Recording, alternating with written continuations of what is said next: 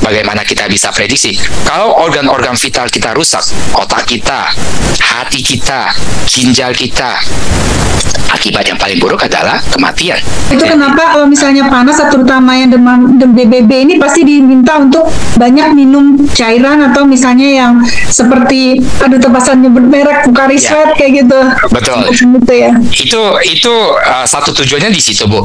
Tujuan keduanya adalah untuk di sini, untuk waktu fase awal. Kenapa? Karena air merupakan konduktor panas yang baik. Kita makin banyak minum air, nanti air bisa kita keluarkan dari kencing, dari keringat, dari ketika kita berbicara, dari uap udara keluar, uap air, keringat, urin, bahkan feses, itu air yang ada di situ akan membawa panas. Jadi akan membantu kita untuk mengeluarkan panas tinggi itu. Makanya itu ada dua tujuan tadi, Bu. Kenapa kita perlu banyak minum air? Dan tidak hanya air, harus air yang punya mineral, ya. Karena tubuh kita tuh nggak cuma butuh air, tapi juga butuh mineral, yaitu logam-logam penting dalam tubuh kita. Jadi itu alasannya tadi Bu Sri harus menyampaikan merek satu produk, ya. Jadi kembali ke sini, Bu. Jadi ada 3 tingkat keparahan: demam denggi, demam berdarah denggi, terus yang kita terakhir sebut adalah sindroma shock denggi.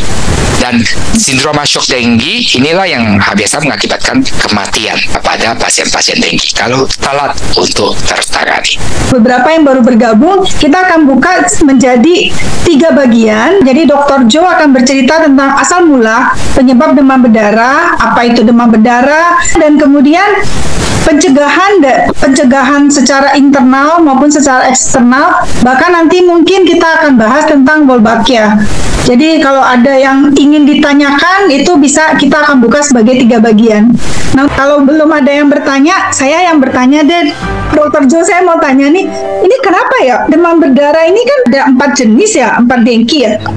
Ini kalau nggak diatasi nanti seperti COVID dong, nanti ada dengki 5 lagi.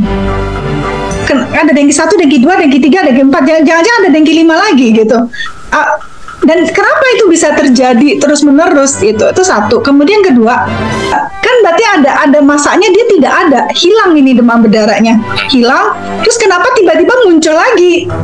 Emangnya apakah dia bersembunyi dulu? Apa gimana gitu? Kenapa dia seperti main peta umpet gitu? Kalau saya kepikirannya seperti itu gitu. Baik.